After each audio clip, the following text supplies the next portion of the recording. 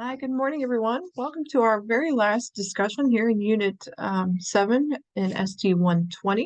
Because next week we don't have a video because it's your last week. It's kind of a roundup. So today we're going to be talking about different types of equipment and specifically the type of equipment that's going to be used for storage and distribution. So we're going to show you, I've got a couple good videos I'm going to show you about um, storage techniques, etc. So this week's assignments, if you watched last week, I gave you a heads up. There are quite a few assignments due this week, and a lot of them are for big points. So be careful with those because we only have, at this point, since today's Friday, we only have a few more days left in the quarter to get those in, okay?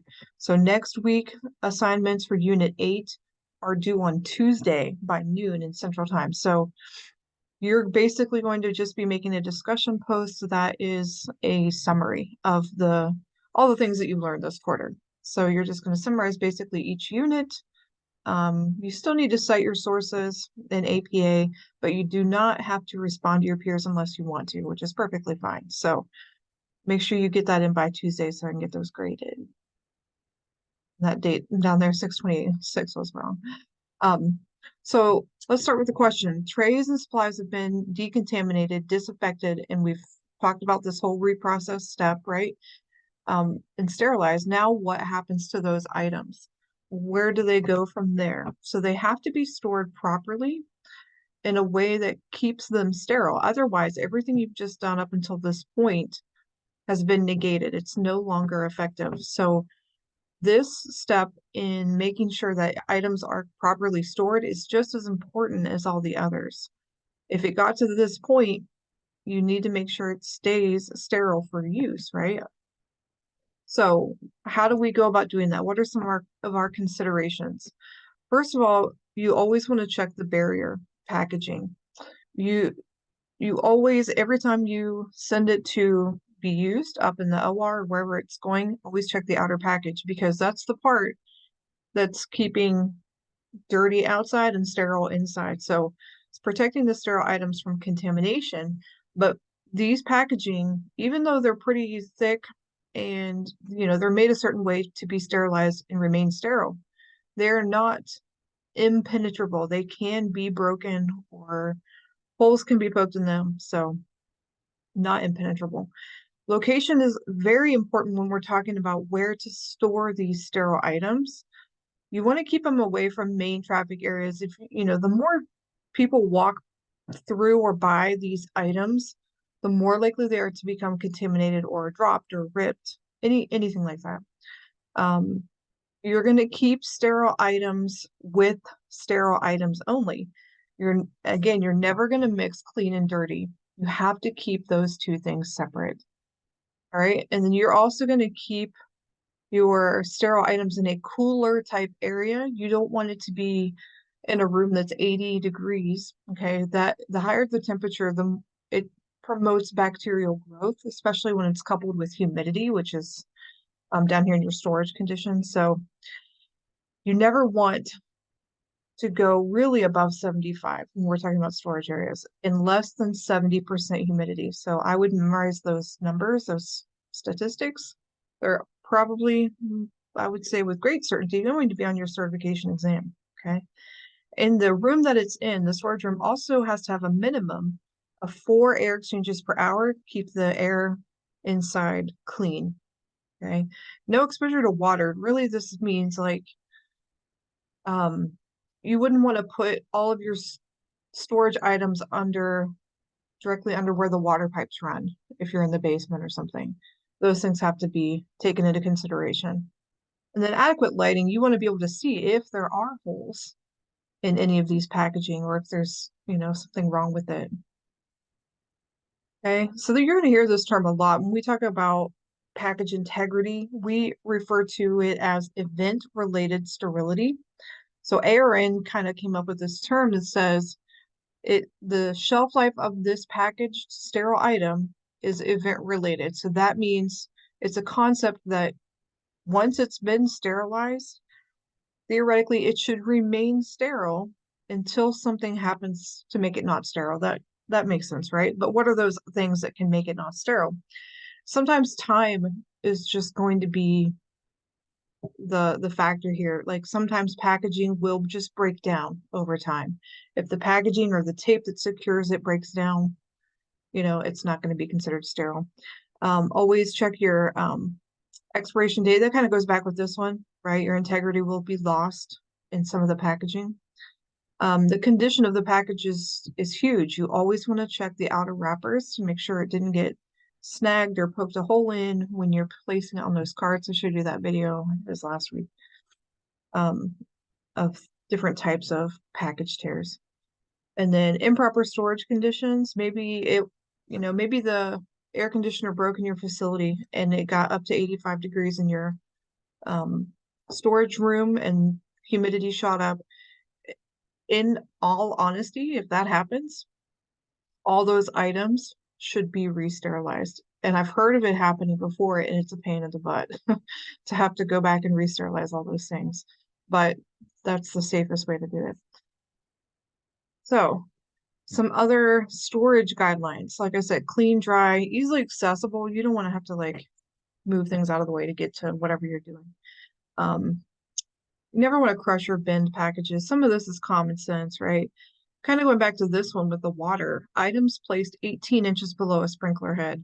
Now, obviously, if the sprinkler goes off because there's a fire, there's a good chance it's going to be ruined anyway, but you still have to keep it 18 inches below.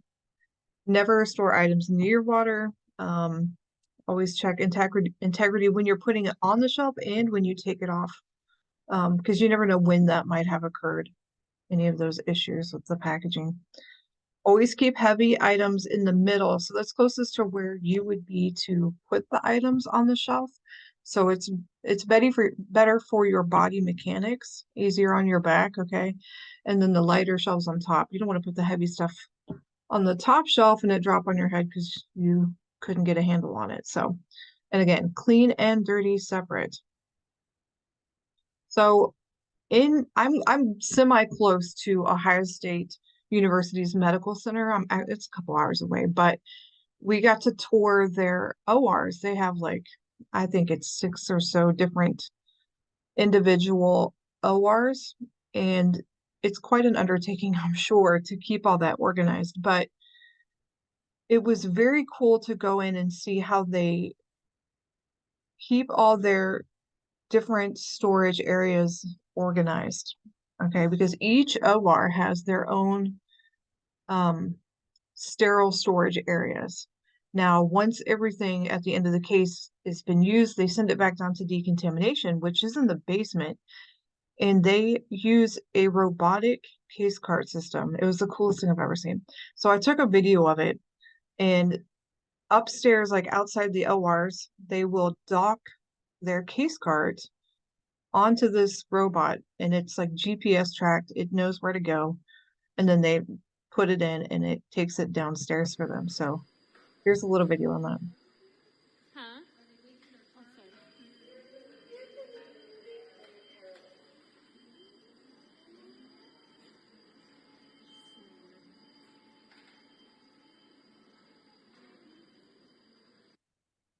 I just thought it was the coolest thing. So, in our local hospitals, our like immediate local hospitals, we do not have anything as cool as this. But maybe you live in a big city and this is common for you, but us country folk, it's not very common. So I just wanted to show you that. Also a part of this, I want to talk about record keeping. We've talked a little bit about it, but more specifically related to inventory in your sterile processing areas, because, that goes back to how do you store those items in a way that you can keep track of them.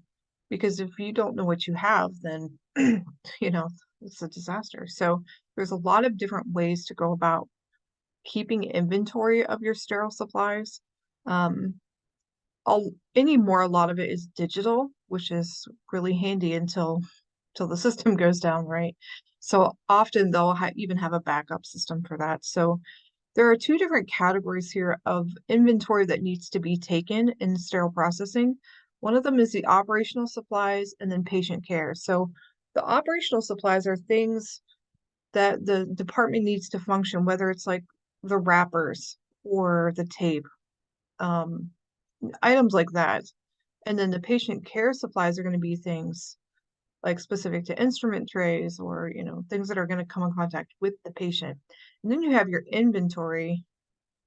You could kind of talk about it in two ways as well, like consumables, like your wraps, disposable items, and then reusable, which are usually a little more expensive, your capital equipment like sterilizers, washer decontaminators.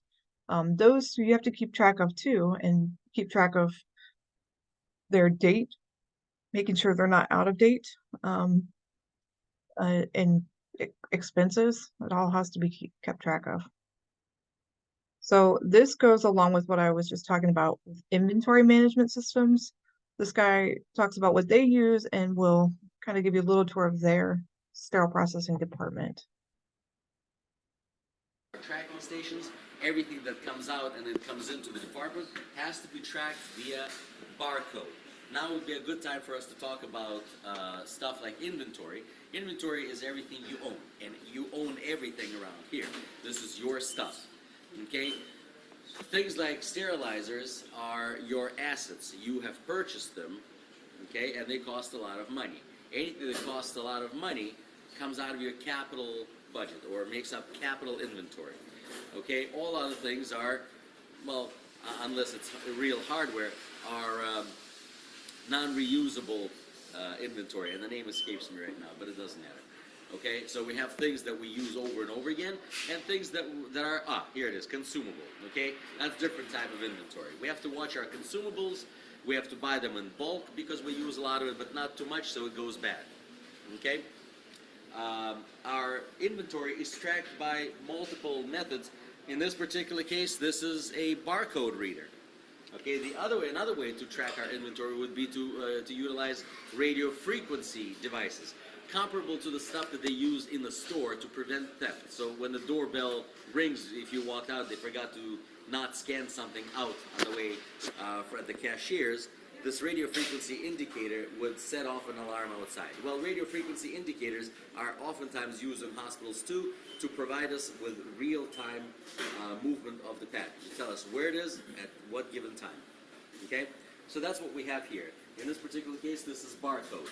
Everything that's supposed to be in the package is indicated on the computer screen. It tells us what's going out, what's coming back in, what's inside the package. All right? Moving further on down, various computer screens that indicate our orders. Now, we have case cards that are being prepared. Right now, we don't have any case cards because they more than likely went out to the operating room. We have a case card here? All right, very good. So we have some case cards. Case card is one of the methods of inventory management and control. We have case cards. We prepare case cards a day in advance. We know who the doctor is going to see, what they're going to operate. We know what they're going to use. We're going to load it up in the cart, and it's going to go up to the operating room. If there are stat orders or immediate orders, they're going to be displayed. We're going to rush them upstairs, also on the cart, not by hand. Okay, and that's how it's going to be. There are other methods of inventory replenishment in different places. Automatic inventory replenishment, and that's basically, if we have.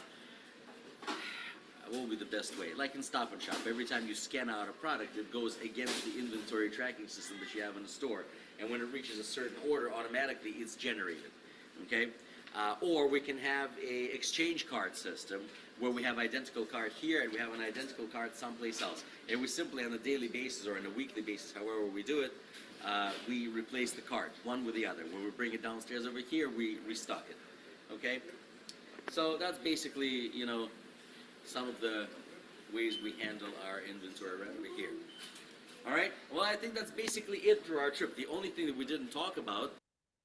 That gives you at least a good idea of how they keep track of their inventory. He mentions a couple ways that can be done. So it'll just depend on your facility, whether you use that barcode system or around here where I work, if you see these bins in the background, if you take it out of the bin, you press a button, that, like you said, goes against their inventory, so it keeps track of it that way. Really, would be stuff like endo. So this is picking a surgical case cart. It's kind of a longer video, but I'm only going to show about half of it. So it goes into detail as to, you know, how they keep track of their supplies and like how the numbers match up with the pick sheet. So I really liked this video.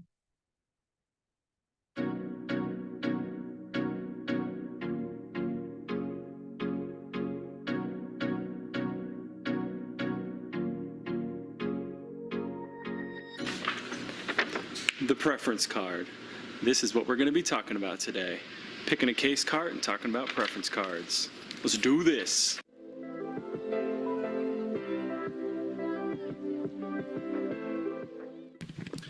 Welcome back to another Surgical Tech Tips. Today we are going to be picking a case cart in the sterile supply room. I want to go do a little brief overview again of the preference card itself. We'll do a little walkthrough through this sterile supply room, and we're going to be picking a case card as well. A couple things to note, that is, you know, your hospital, there might be people there that actually pick the case cards for you. If you do have that, awesome. That helps a lot and saves a lot of time. But if you don't, usually either you have to go in the morning and print out your preference cards for your cases for the day and pick your own case cards, in which case this video is for you.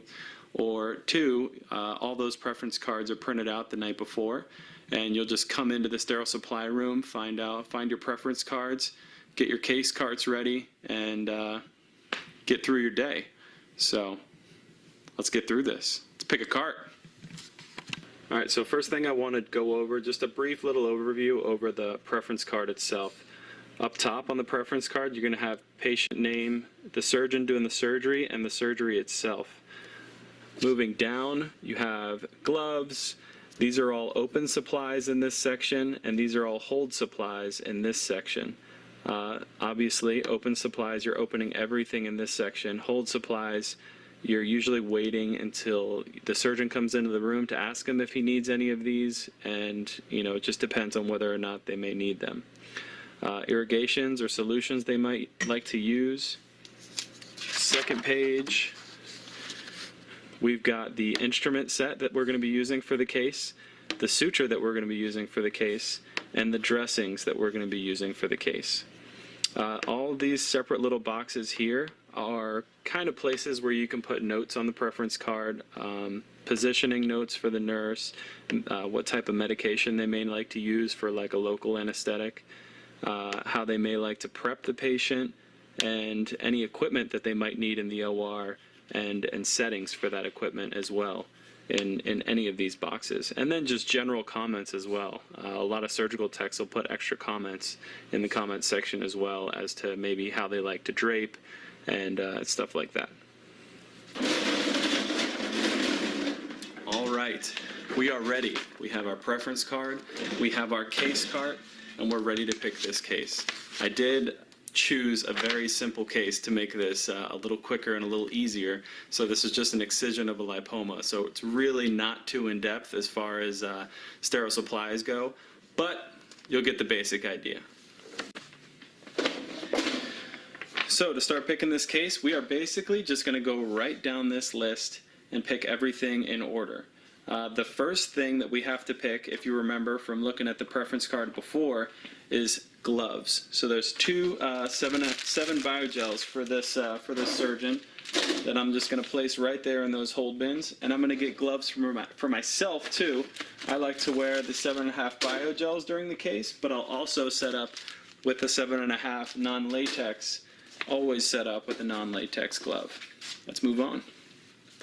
Next on down the list, we have two items that the nurse is going to use during this case, and that is the ChloraPrep, which is the prep solution for the patient, and the BoviPad that they will be putting on that thigh. So let's grab a ChloraPrep and our BoviPad, and I'll just place that right on top of my cart because it's a little easier to get to. Now it looks like the last open general supply that needs to be opened before we move on into drapes is just going to be this 10cc syringe. Pretty much used across the board for injecting local. Okay, now we've got a couple drapes to pick. We've got some 3/4 sheets, a couple packs of towels, and it looks like a basin and a pediatric minor drape. So, I know the 3/4 sheets are right here. I'll just put those right underneath. A couple packs of towels. I'll just place them on the top there.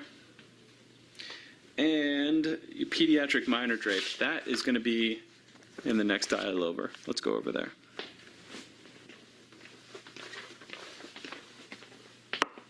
There it is. Nailed it. Now you're probably wondering right now, why isn't there any gowns? Why isn't there a bovie on there? There's no suction tubing, there's no suction tip. Where is all that stuff coming from?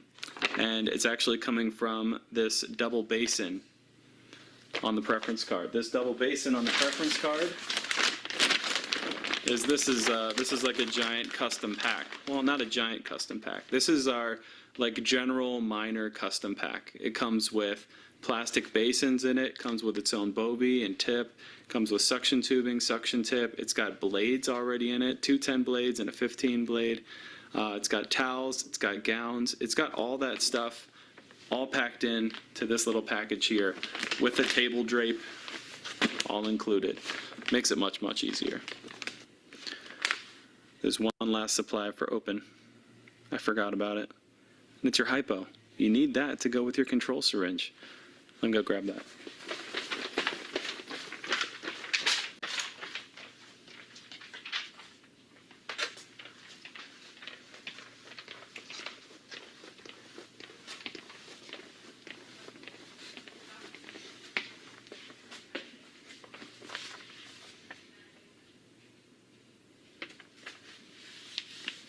It was right here the whole time. Now I want to take a second to talk about that because I went over to where the needles actually used to be. Our hypos used to be down there, but they did change this a few weeks ago or like a couple months ago, and I'm still not used to it, obviously, because I went back to the same place it was. If you're ever in doubt, and I hope that your hospital is this organized, but if you see this column over here to the left of our items, that column, it looks like a bunch of random letters and numbers, but actually when you do a close-up to all of these different sections in our sterile supply room have those numbers. So if you're ever wondering where a certain item is, you just look at that item location and then look at all the labels on the walls and on the carts themselves, and you'll be able to easily find them. Now, instead of picking the rest of these hold supplies and moving this cart around the whole sterile supply room, as you can see, some of these little halls are pretty narrow, like narrow enough to only fit one cart at a time. So I'm just going to run through here really quick and pick the rest of these hold supplies and toss them in the cart. I'll be right back.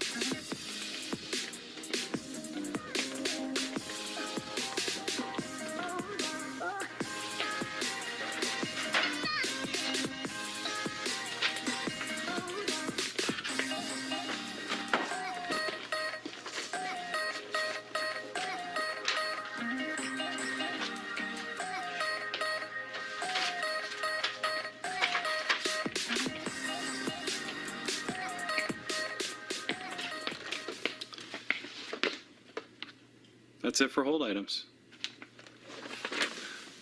All right, so that's it for picking sterile supplies in the supply room. All of my open items I put in my open box, as well as I have a couple of the bigger items on top of the cart right here. If you have more open items, you can use, a second drawer. All the hold items are down here in the hold box, and I've got some drapes over here underneath these open boxes. Let's go grab that instrument tray.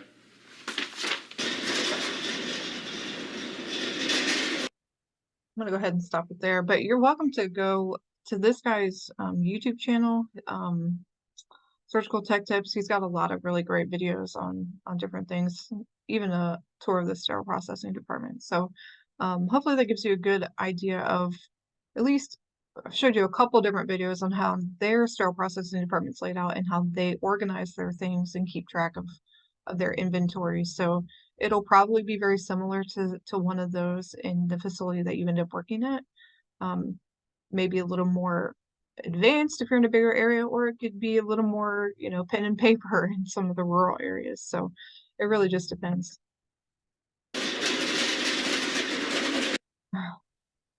It's pretty funny.